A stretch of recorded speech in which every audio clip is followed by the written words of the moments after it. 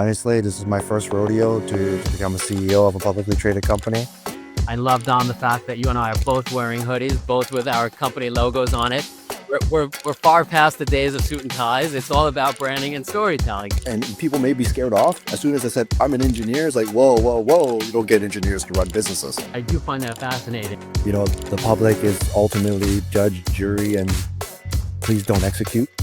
Buckle up, and on top of that, put on a helmet. So that was the question. Why can't we make motorcycling safer?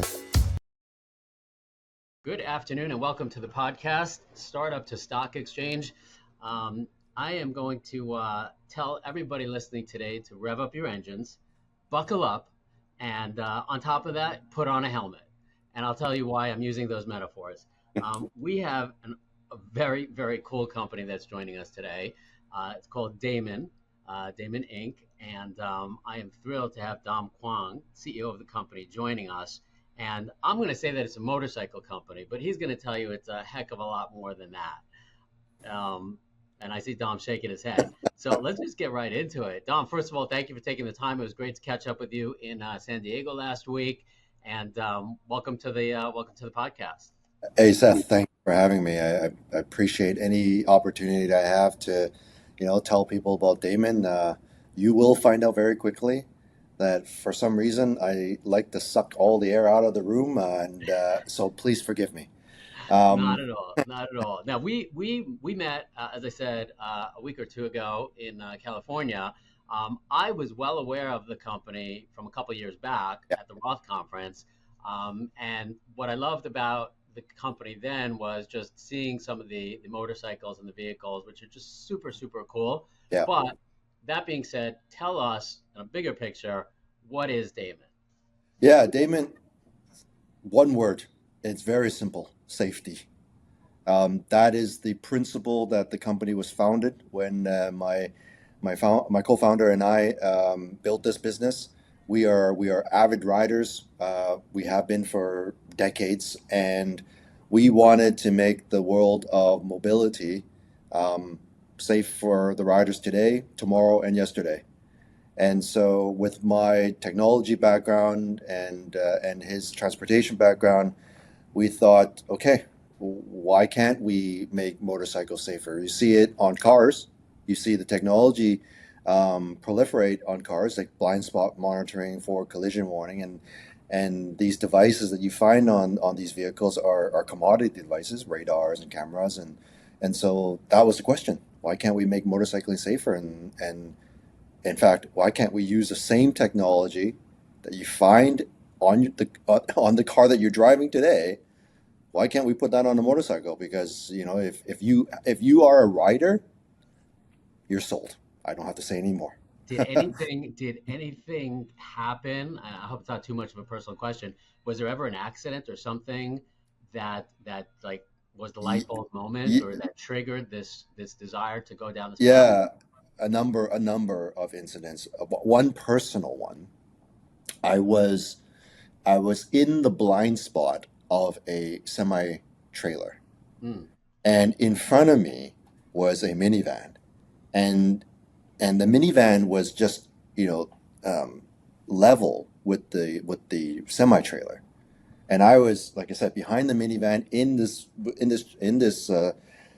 semi truck's blind spot, and he decided to change lanes, and I'm in the passing lane, so he didn't couldn't see me because he couldn't see past the minivan, and he literally pushed me against the barrier. And so I had to accelerate beside the minivan. So imagine there's only two lanes on this bridgeway, and I'm taking this, 2 foot narrow path to squeeze between the minivan in order to avoid this truck from crushing me. And yeah, that was quite visceral for me, but also at the same time, yeah, I would say I've lost friends Wow. who use this type of transportation to do, just to enjoy themselves, Sure. right? And as again, as a technology person, so I grew up as a radio engineer. I used to make smartphones before they were smart. So I wasn't born in auto, I was born in technology.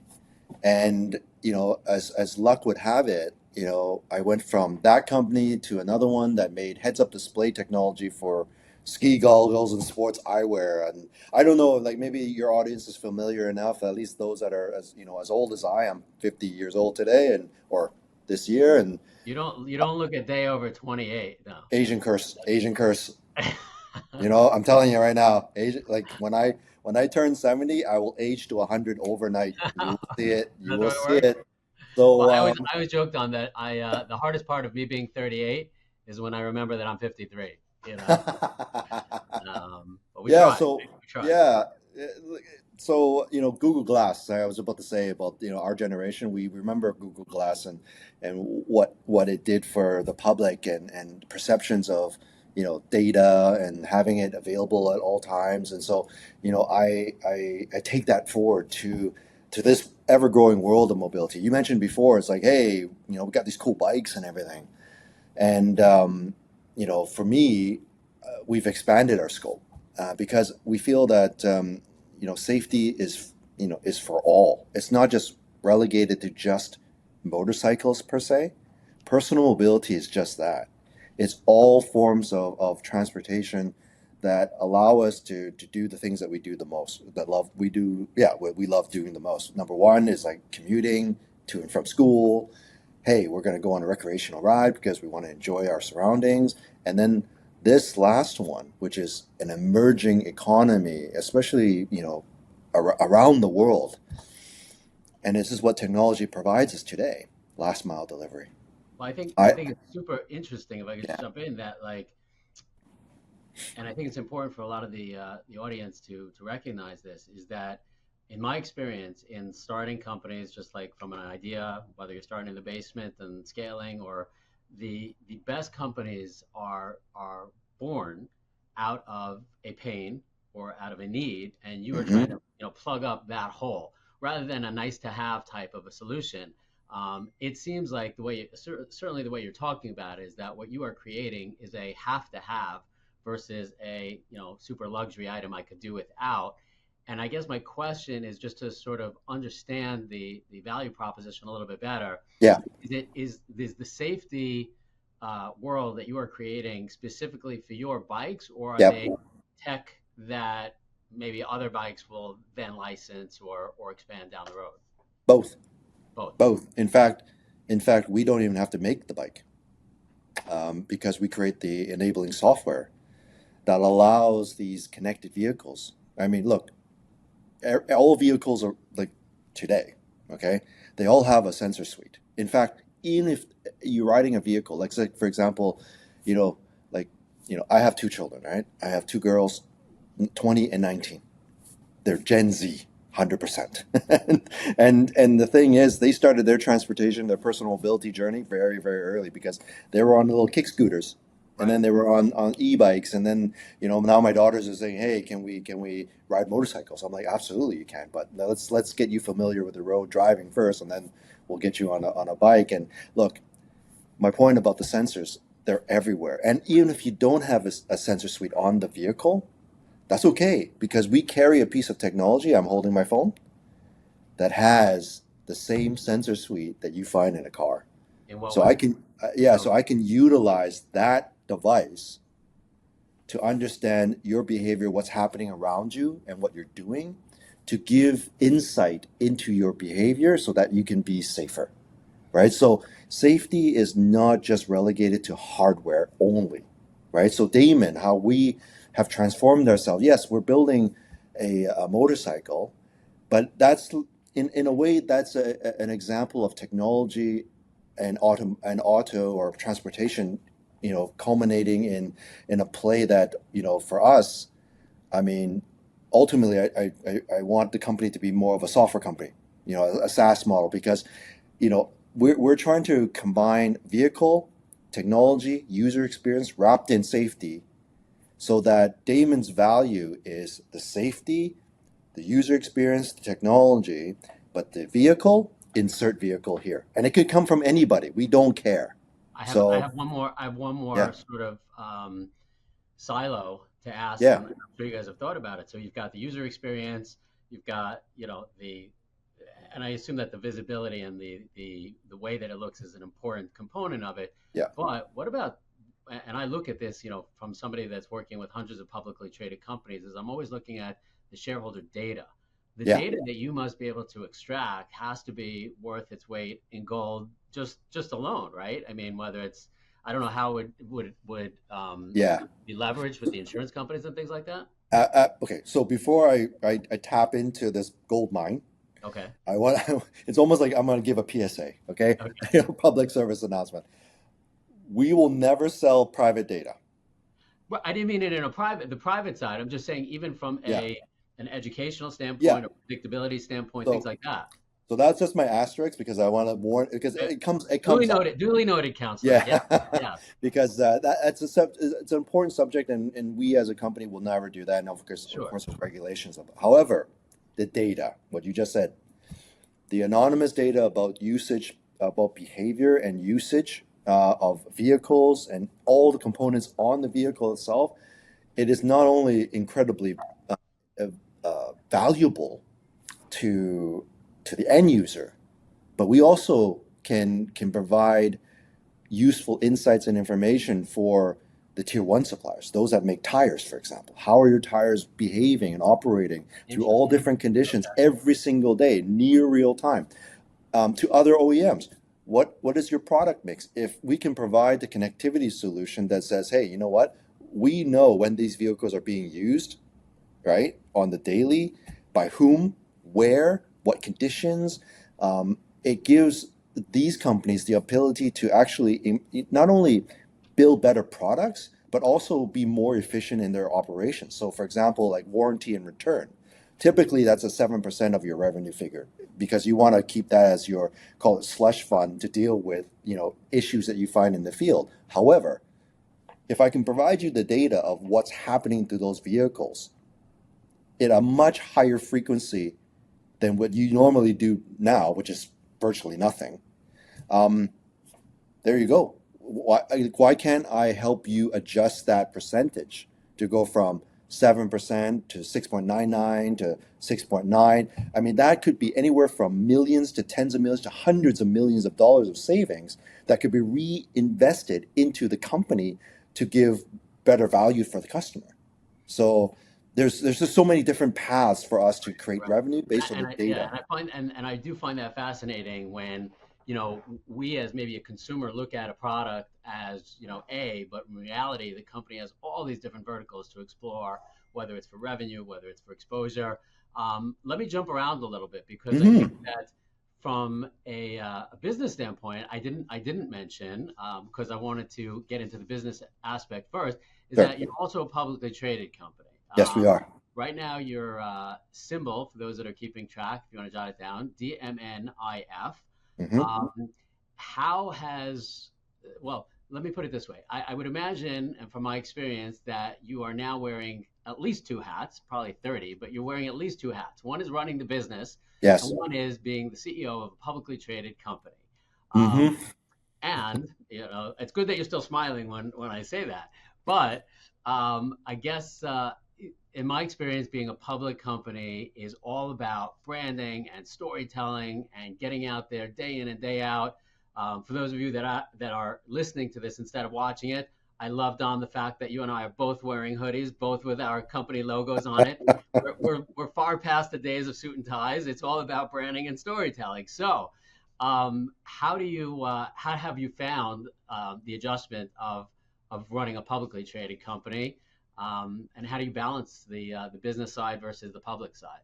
Oh, excellent, excellent questions. I would say I'm still learning.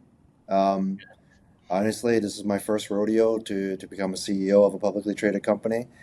I would say the public is ultimately judge, jury, and please don't execute.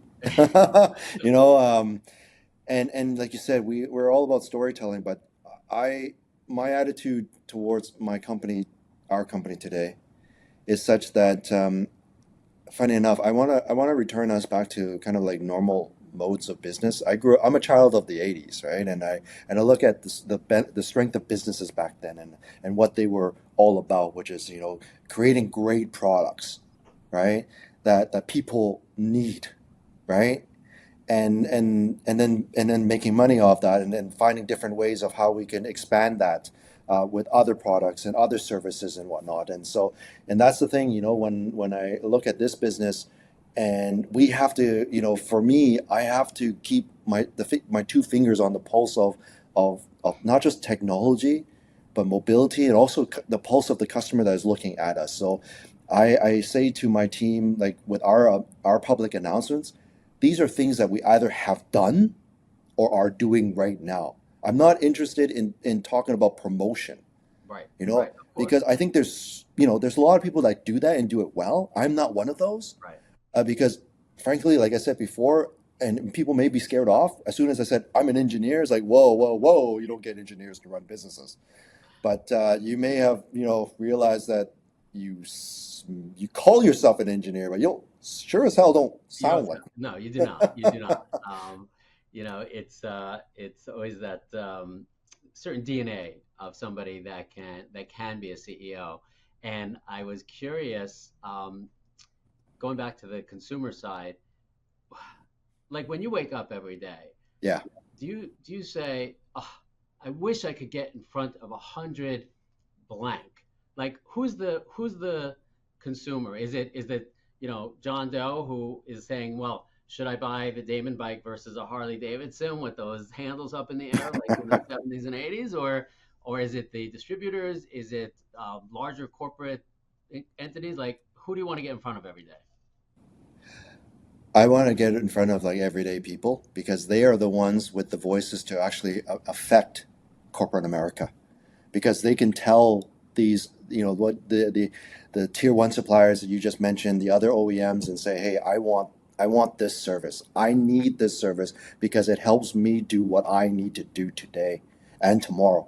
So, for example, like, the motorcycles that we're like, our market today, what we're transitioning to, I describe it as your Monday to Friday 9 to 5 vehicle is what you need.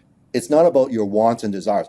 Believe me, we can fulfill your wants and desires, but the need is the most important, and it's being really critical of what that need. Like, so, EVs today, the one of the issues of that is like people have range anxiety. Now that's clearing up a little bit because the infrastructure is becoming more mature.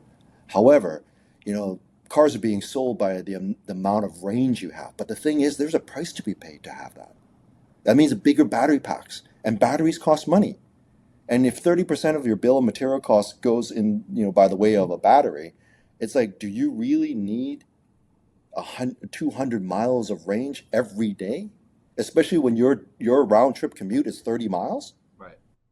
I'm just saying, if I gave you something that was 50 miles, and yeah, you got to plug it in every day, but then the price point is very attractive. And I'm talking about today's generation. I'm talking about my kids, right? The Gen Zs, because they're the ones that need the most economical forms of transportation, right? Those are the ones that are hustling like crazy. Not to say that we aren't, but we Right. are. We've cut our teeth time and time again. We've earned the right to, kind of sit back and go, hey, you know what? I want something different.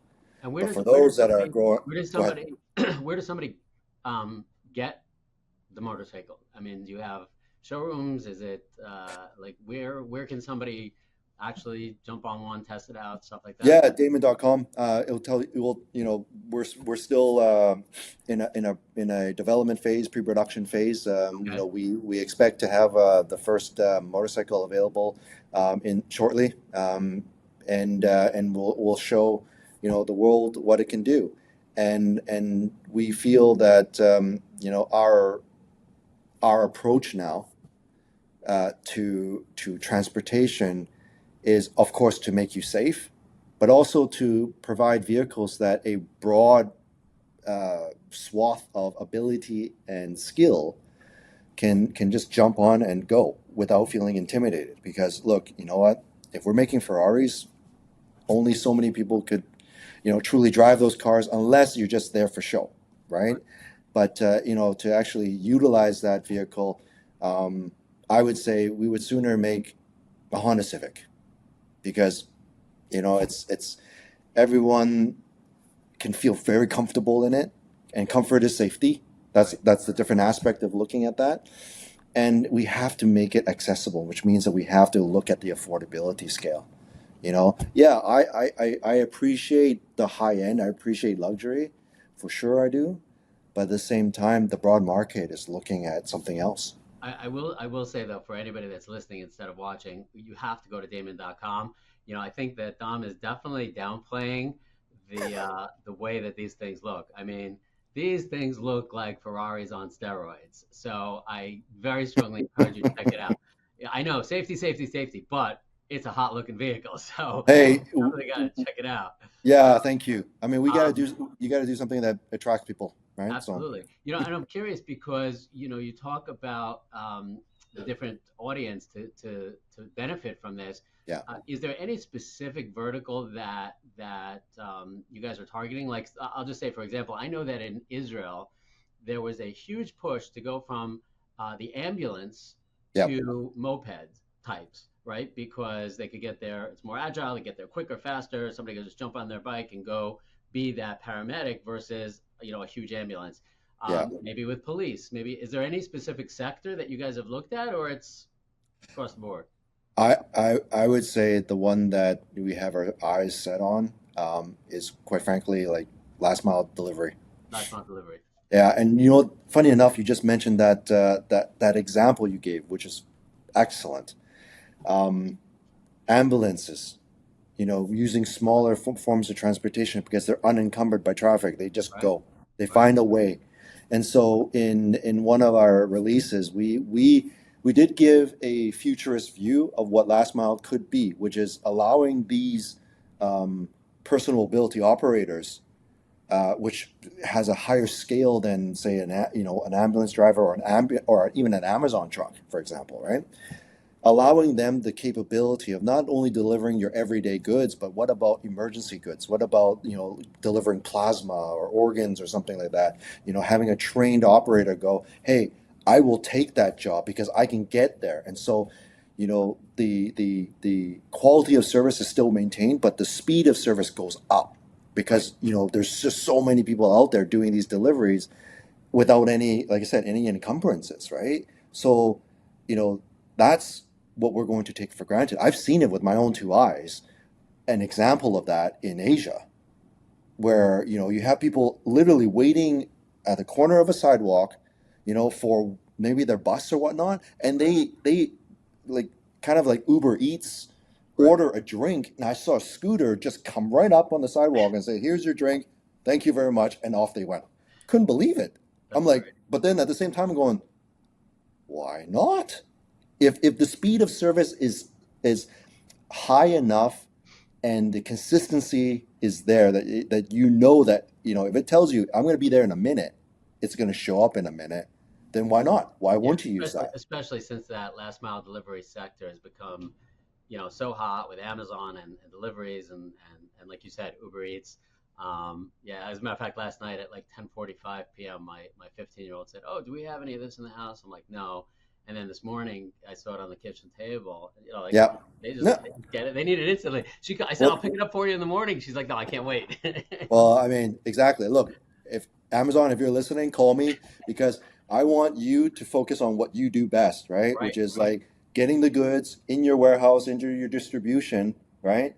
Let our software help these enabled personal mobility like delivery operators, right? Just grab the goods and go. Grab the goods right, and go, right, right? I right. mean, I Let me think let me ask that you is, let me ask yeah, you just a curiosity question. I'm yeah, always fascinated. Uh, I started my first company and there was a bottle of vintage seltzer on the table, so we called it Vintage Filings. It yeah. did really well. We had an exit, and the only domain that was available was V Filings. So once it was V Filings, all our other businesses for the last 25 years was V Corp, V Check, V Stock. I'm fascinated by the names that companies have. Yeah. Damon, how did that come? What is it? What does it represent? How did it come to be? And if you don't want to tell us, that's fine also. Um, yeah, my former business partner, that was his first name. Oh, simple. And Okay. you know what? When he approached me with it, I'm like, "It's your first name, man." And I was like, Damon, Damon. And at the time when we're building the hypersport, that super bike, I'm like, Damon, okay, demon. Maybe someone will refer to that bike as a demon. I'm like, it has a good ring to it. And look, it has the three letters in my name. I'm like, Right. okay, it's all good. But I think you know what, for us, perhaps moving forward, I mean, as companies evolve and transform, I think we may be looking for a new identity that describe us better Either for way, what either for way. what we Listen, do. I'm Yeah, a big believer, and I'm sure you would agree. It's like it, it doesn't really matter what the name is. I mean, some of these yeah, companies spend millions of dollars on focus groups for a name, and then the product doesn't hold up to anything, and the name is irrelevant. So, yeah. it's all about the level that you produce at. Um, and now I'm curious, just like what does a day to day look like for CEO of a public company, CEO of a company that's trying to really make an impact? Um, I've had some guests that say, oh, I'm in bed by 8 p.m. and doing an ice bath at 4 a.m. Like, just what does a regular day look like for you, and what are you I tackling? I am in bed by 8 p.m. because I get up at 4. You do. Yeah, Wow. because I have to talk to people around the world because Wow. we are a global, player here. And so what's my day? My day is having my team tell me stop looking at the stock now, because it'll drive you nuts, especially in the exchange that we're on, which is fine. But I think about the solutions. I think about our products. I feel that I have to be the champion of our products, meaning that I tell my team, I go, if we're not doing the activity of our customers that we're trying to provide solutions for, then there's no way we can provide that solution because we have no context, right? You can't. And so that's what I think about. I talk to a whole bunch of people about the opportunity of safety. Also, this might be a bit too revealing, but I talked to a bunch of people about giving me critique. How am I doing? What's my how am I presenting myself? The company, the messaging. Is it reaching? Like we have a regulation A plus campaign right now to raise capital, right? And it's like, okay, well, how are we getting our message across well? And it's not just to pull money in to fund what we have to do, but it's like this is our mission, and we need the world to understand that safety and motorcycles, or safety and personal mobility, it's an oxymoron. These two words do not join together. Right. It's almost like oil and water. But I'm saying, hey, let me add a little bit of vinegar and maybe let me shake it up to create salad dressing.